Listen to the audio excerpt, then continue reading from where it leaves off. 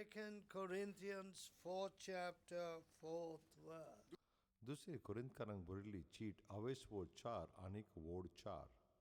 So the devil doesn't want us to meet the living God. सोयतानाक नाका आमी जिवे देवाक भेट करची म्हूण. So he blinds our understanding. आनी तो आमचे दोळे तो कुड्डे कोत्ता.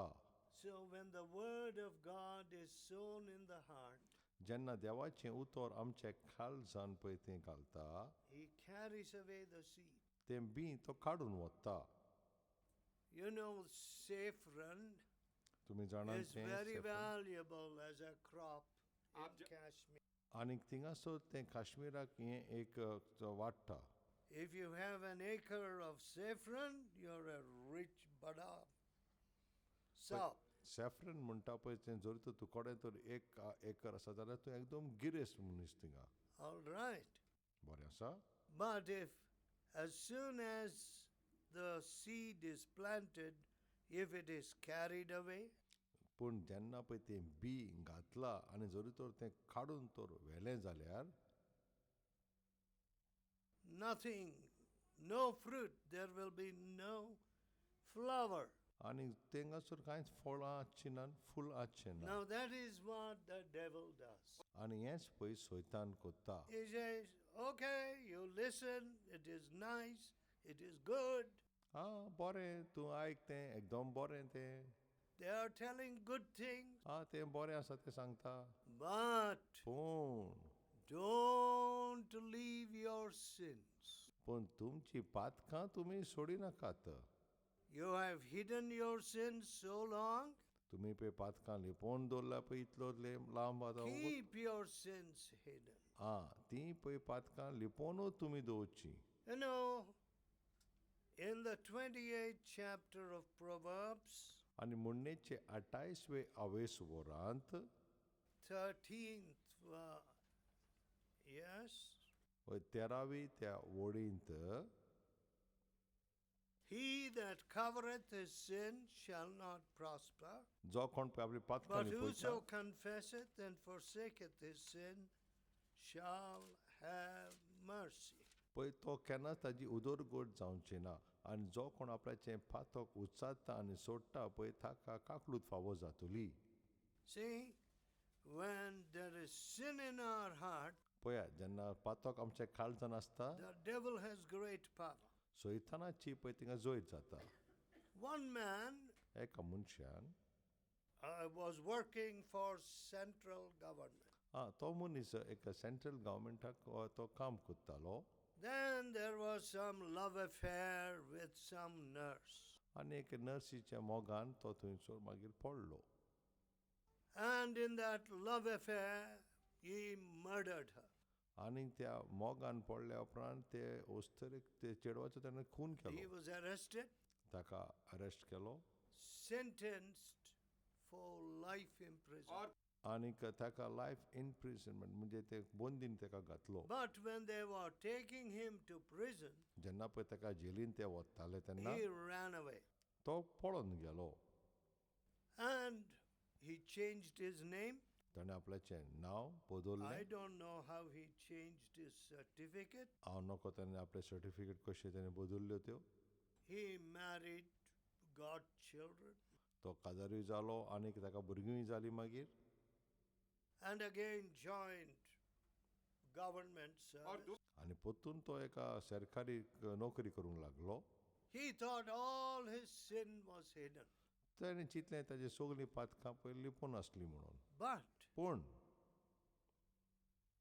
an evil spirit began to trouble him.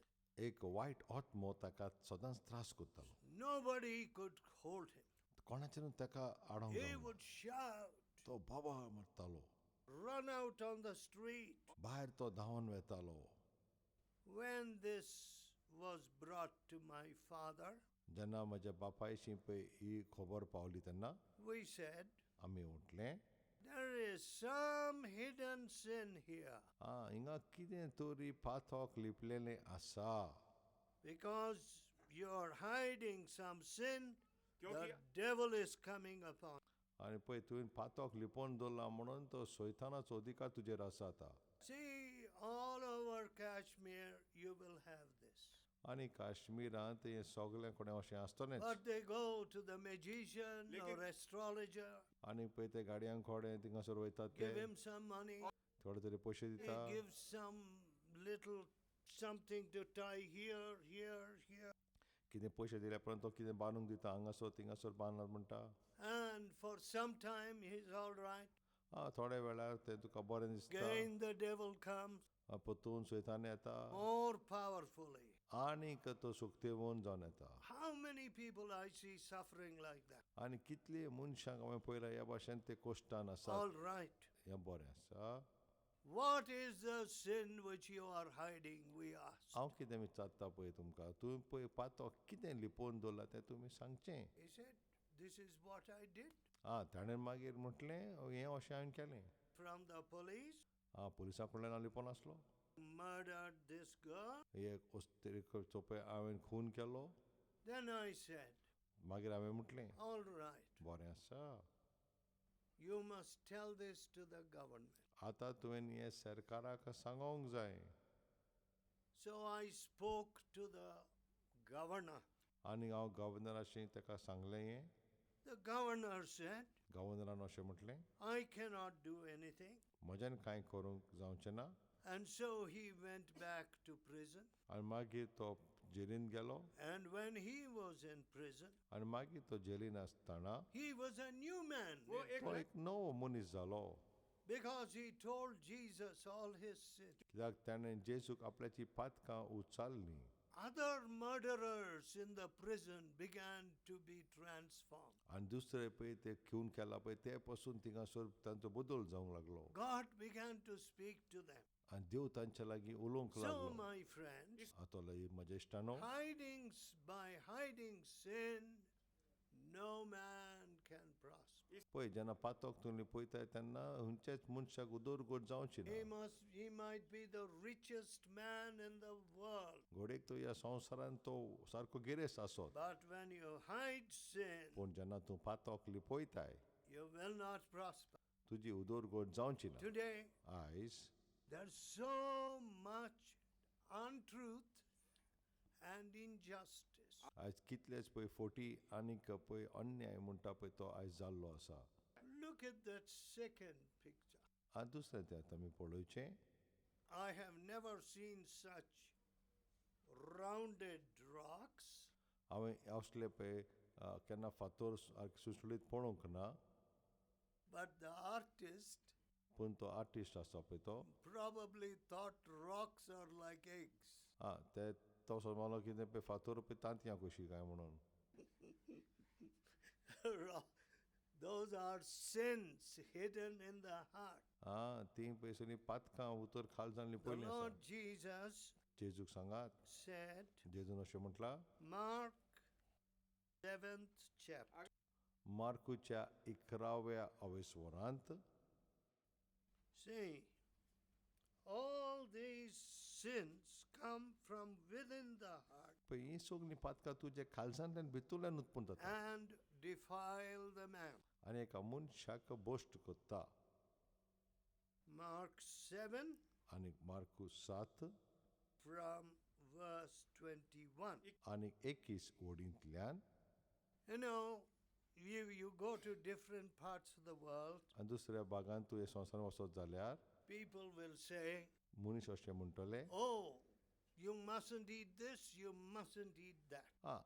तूं हें खावचें न्हू आनी तुवें तें खावचें न्हू अशें म्हणटा.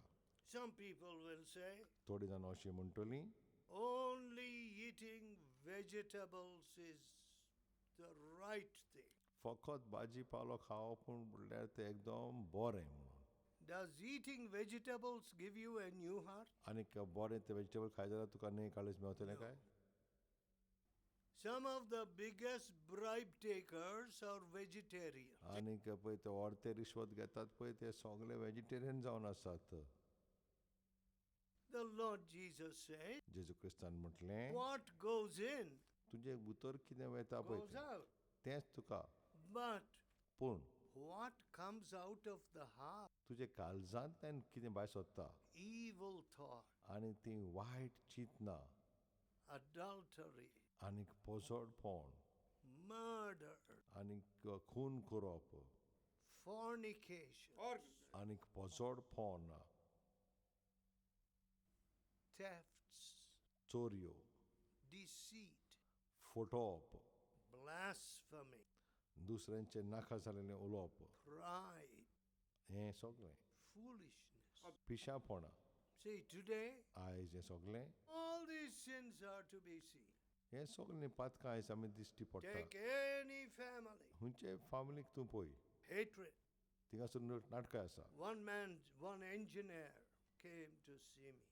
एक इंजिनियर एक मनीस म्हाका पळोवंक आयलो In prison, he heard about Jesus Christ. तो पळय प्रेजावन आसतना ताणें जेजू क्रिस्ता विशीं ताणें आयकल्लें And the Lord Jesus touched him, जेजू क्रिस्तान ताका हात लायलो and he was changed. आनी ताजे भितर बदल जालो I said, why did you go to prison? हांवें म्हणलें तूं जेलीन कित्याक गेल्लो पयले सुवातेर He said, ताणें म्हटलें my wife spoke some hard words against my parents. म्हज्या बायलेन म्हज्या आवय बापाय विशीं कितें तूं नाका जाल्लें उलयलें And I was very angry. आनी म्हाका एकदम राग आयलो The baby, our second baby, was in his arms. आनी दुसरें धाकटुलें बेबी तेजे खातां आसलें And my other daughter, was standing next to my wife. आनीक म्हाजी दुसरी धूव म्हजे बायले कोणें आसली उबी But my brother and I, पूण म्हज्या भावान आनी हांवें we killed her. आमी तिका जिवेशी मारली See, out of the heart, पळय काळजांतल्यान कितें येता तें murder. आनी खून करप But when he was in prison, पूण जेन्ना तो प्रिजावन आसलो the पळय तेन्ना Lord Jesus spoke to him. जेजू क्रिस्त ताजे लागीं उलयलो And he was saying, आनी तो तुजे भितर साल्वार जालो I did right thing.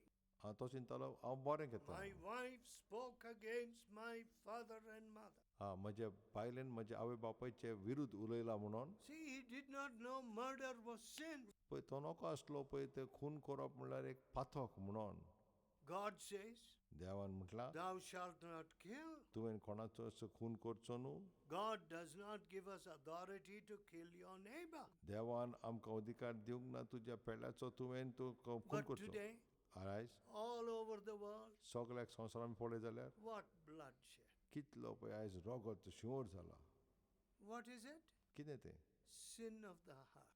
काळजाचें पळय तें पातक Even a wife आयज वस्तोरी पासून एक बायल पासून has no protection. तिका पासून कांयच कोण साल्वार करूंक जायना Now, friends, आयकात इश्टानो then उपरांत the rock of thefts and deceit. आनी पळय ते चोरयो आनी फटोवपाचें आसा पळय तें One army man told me, एका आर्मीच्या मनशान म्हाका म्हटलें if there are any screwdrivers or any spanners or pliers left on a table, आनी जरी तर एक आर्मी मॅन म्हणलें की जरी तर थिंगासर कसले स्क्रू ड्रायव्हर आनी पाने थिंगासर टेबलाचेर आसा जाल्यार they will disappear. ते थिंगासर नाच जातात You know, in India, तुमी जाणात इंडियेन oh, things fly through the roof. ते सारके सगळे वस्तू पळय उडोन येतात 5 minutes. 5 मिनटांनी उडटात Deceivers. फटयतात Thieves. चोर So, some doctors and nurses थोडे दोतोर आनी नर्सी आसात who have come to my meeting, हांवें म्हाज्या मिटिंगेन येता पळय तेन्ना they said, ती अशी म्हणटा yes, we took medicine from the hospital. ती म्हणटा वय आमी ते वखदां चोरी केल्या पळय हॉस्पिटलांतल्यान Even a big surgeon said that. आनी एक व्हडतो सर्जन ताणें अशें म्हणलें I took from my hospital. म्हाज्या हॉस्पिटलांतल्यान हांवें चोरलें And he went and returned it. मागीर ताणें वचून तें परतून दिलें One director, एक director he said, I took government paper. त्या म्हणून हांव सरकारी कागदां व्हरतालो I just use government paper for myself. आनीक म्हाका म्हजे गरजेक पळय हांव सरकाराचे So he पेपरां चिंततालों. returned even the paper इसलिए back to the government. आनी ताणें ती कागदां पळय उजार केली ती पासून ताणें सरकाराक परतून दिली. I see people returning many things. हांवें पळयला जायतो लोक पळय जायती वस्तू परतून दिल्यात ह्यो. In Germany, आनीक जर्मनीन well, I asked one nurse, एका नर्सीका विचारलें did you steal anything in the hospital? तुवें कितें तरी हॉस्पिटलांत चोरी केल्या काय? Oh, she said, no, no, no. ताणें म्हणलें ना ना ना ना. But पूण she came next morning to me दुसरे सकाळीं ती आयली and she said, आनी तिणें म्हटलें yeah, in the hospital there is a rule that we nurses cannot eat the food which is given to the patients. पळय एक रूल आसा हॉस्पिटलांत जेन्ना पळय जेवण पळय ते पेशंटांक दिलां पळय ते आमी नर्सेनी तें केन्नाच खावचें न्हू म्हणून अशें म्हटलें.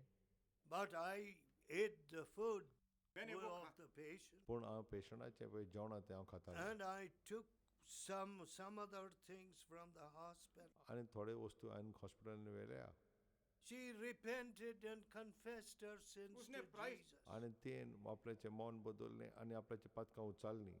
And she became a new girl. तें एक नवें चेडूं जालें. And so in factories, आनी फॅक्टरीन बसून people say, लोक अशें म्हणटा when the Lord Jesus comes into the worker's heart, आनी जेन्ना पळय ते कामदाराच्या जिवितांत जेजू येता पळय my तेन्ना production is going up आनी तेंचें प्रोडक्शन पसून वाडटा. because they are working 8 hours honestly. आनी कित्याक 8 वरां ते सारकें बरें काम करता. Otherwise, नाजाल्यार they will go for tea. ते चायेक वयतले. If the supervisor is looking, they will work. Supervisor पळयता जाल्यारूच ते काम करतले. You know how our road workers work. तुमी जाणा रोड वर्कर कशें काम करतात पळय ते. If the supervisor is seeing, तो सुपरवायझर पळयता जाल्यार if the supervisor goes away, जरी तो सुपरवायझर गेलो जाल्यार मागीर how terrible. कितलें हें आवकात In some offices, आनी थोडे पळय ऑफिसांनी the men come at 12 or 11:30. मनीस थिंगासर 11:30 पासून येता.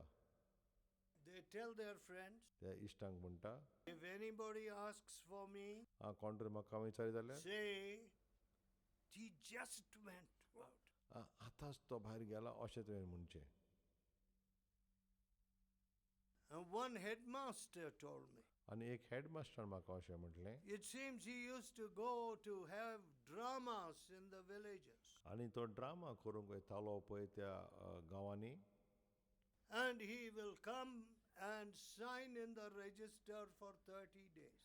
आनी तो थिंगा येतालो आनी रेजिस्टराचेर 30 दिसांक तो सायन करतालो. And one teacher, आनी एका टिचरान म्हटलें I asked him, हांवें ताका विचारलें were you careful about marking your present and absent for your children? आनीक पळय एबसेंट प्रेजंट आसा पळय ते तुज्या भुरग्यांचें तुवें सारकें तूं मार्क कोत्ताय काय? You know, if you don't have 20 children or 25 children, the government will not give grant. जर तर 20 ओ 25 तो थिंगा भुरगीं ना जाल्यार सरकार तुका पळय कितें दिवंक जाय तें दिवचो ना. You know what he said? तो कितें म्हणटा तुमी जाणा? I have marked present for many children, हांवें जायत्या भुरग्यांक थिंगासर प्रेजंट मार्क केला. but many of those children were never born in the world. आनी तीं भुरगीं थिंगासर केन्ना जल्माकूच नासलीं. How sad. कितलें दुखेस्त न्हू हें. See, पळयात you give salary तूं फकत पगार दिताय and you give training, आनी तूं मागीर ट्रेनींग कोत्ताय but the heart is so evil. पूण खाळीस पळय कितलें खोटें. So children are suffering. आनी ताका लागून भुरगीं त्रासान आसतात. Private tuition. आनीक प्रायवेट ट्युशन्स Why? कित्याक? The teacher does not teach properly. कित्याक टिचर सारकी शिकयना म्हणून. See, when Jesus comes, जेन्ना जेजू येता a new heart, अग्न्योय काळीस and your hands are clean. तुझे हात सारखे नितोळ जाता Stolen things are returned. आणि चोरी केला पळय तो पोतून दिताय This mouth doesn't speak any lies anymore. आणि तोंडांतल्यान तूं आनी केन्नाच मागीर आनी फोटी मारिनाय You know what God says? त्यो कितें A म्हणटा जाणा new heart also will I give. एक नवें काळीज हांव तुका दितलो I'll put my Holy Spirit in you म्हजो पवित्र आत्मो तुजे भितर हांव घालतलो and make you to walk in my word. आनीक म्हज्या वाटेन तुका हांव चलोवंक See, शिकयतलो religion पळयात धर्म is not something which you can force a person. पळय तुवें कोणाक फोर्स करूंक जायना You may force a horse, तुवें घोड्याक फोर्स करूं येता but you can't force religion into the heart of man. पूण एका मनशाच्या काळजांत तुजें धर्म घालूंक जायना People say yes, yes, yes. मनीस म्हणटा वय वय वय As soon as they go to London or New York, आनी लंडन वा न्यूयॉर्क ती पावताच they become different people. ती आनी वेगळीच जातात When I meet them in other countries, जेन्ना हांव तांकां दुसऱ्या देशांनी हांव मेळटा पळय तेन्ना what I tell these boys? तुमी जाणा हांव त्या भुरग्यांक कितें सांगता पळय तें What you're doing to the girls here, ह्या पळय चेडवां अशीं तूं कितें कोत्ता तुमी if हिंगासर you do in your own country, तुमी तो तुमच्याच देशान करीत your जाल्यार head will be cut off. तुमचे तकली कातरून उडयतली Yes, होय because somebody is watching them, कित्याक कोंटूर तांकां पळयता म्हूण or somebody will kill them. कोंटूर तांकां जिवशी मारतलो Oh, we must do this, we must be careful. आमी अशें करून तशें करूंक जाय Someone will tell somebody. कोण तरी कोणाक सांगतलोच No fear. कांयच भिरांत ना When you come to the Lord Jesus, जेन्ना तूं जेजू क्रिस्ताशी येताय holy life comes up. पवित्र जिवीत तुजे भितर सुरवात जाता Wherever you go, तूं खंय थंय वयताय anywhere in the world, खंयच्याय संवसारांत तूं वचत as a very young man, एक तरणाटो a जावन young person, तूं एक नवो without मनीस जाता marriage, एक नवो मनीस जाताय तूं I was in strange city, हांव एका दिसा सारकेंच वेगळ्याच सिटीन आसलोलो and women would call me. आनी मनीस आनी वस्तोरी म्हाका But वळखली यो God kept me. आनी हांव तुमकां रावता Purity. पूण हांवें म्हाका शुद्ध दवरलो Today, आयज we have got so much religion, आयज कितलेच पळय धर्म जाल्लो आसा but पूण no purity. पूण काळजाचें पळय शुद्धता ना Jesus gives us inward purity. जेजू क्रिस्त आमकां भितरल्यान शुद्धता दिता Now, आयज dear friends, म्हज्या इश्टानो pride. जे आमचे मिजास The Lord Jesus says pride. आनी जेजू क्रिस्त म्हणटा मिजास Pride is a big rock. आनी पातोक व्हडतें तें God is the searcher of the heart. तो काळजां सोदता पळय तसलो देव We are so proud आमी कितली मिजाशी जाल्ली that आसा we will not seek the truth. आमी स्वत सोदूंक वयची ना What does the Lord Jesus say? जेजू क्रिस्त कितें Come म्हणटा unto me, तुमी म्हाजेशी यात all of you that are oppressed. जी सगळीं पळय थकल्यान कासेर जाल्या I will give you. हांव तुमकां विश्व दितलो Learn of me.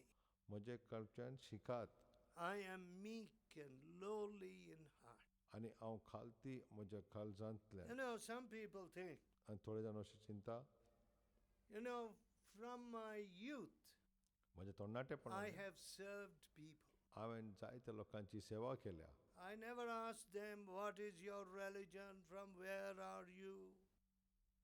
हांवें तूं खंय चल्लो आनी तुजें धर्म कितें तें हांवें विचारूंक ना केन्ना People of so many languages, so many countries. कितले देश आनी कितले भाशेंचे हांवें I लोकांक have मेळला loved them. हांवें तांचो मोग केला I prayed for them. हांवें तांच्या पासून मागणी केला Recently, I was speaking in one place.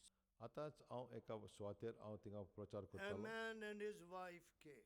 एक दादलो आनी थिंगा बायल आयली They said, ताणें म्हटलें the woman said to me, ते वस्तरेन म्हाका अशें म्हटलें and the man said to me, sorry, ना ते दादल्यान म्हाका अशें म्हटलें 22 years ago, 22 वर्सां आदीं you prayed for my wife. तुवें म्हजे बायले पासत मागणें केलें. She had cancer. तिका कॅन्सर जाल्लो. God healed her. देवान तिका पेखोवणी Can दिली. I heal anybody? म्हाज्यान कोणाक पेखोवणी दिवंक जाता? No. ना, I am only a man. हांव फकत एक मनीस. But God built that family. पण देवान ते फॅमिलीक बांदून So, हाडली. like that, आनी त्याच भाशेन God will make you a blessing. आनी देव तुका एक व्हडलें बेसांव कोत्तलो. When you come to Jesus, जेन्ना तूं जेजूशी येताय तेन्ना forsaking your pride, तुजी सगळी मिजास तूं सोडून दिता तेन्ना you will become a beautiful person. तूं एक सोबीत मनीस जातलोय.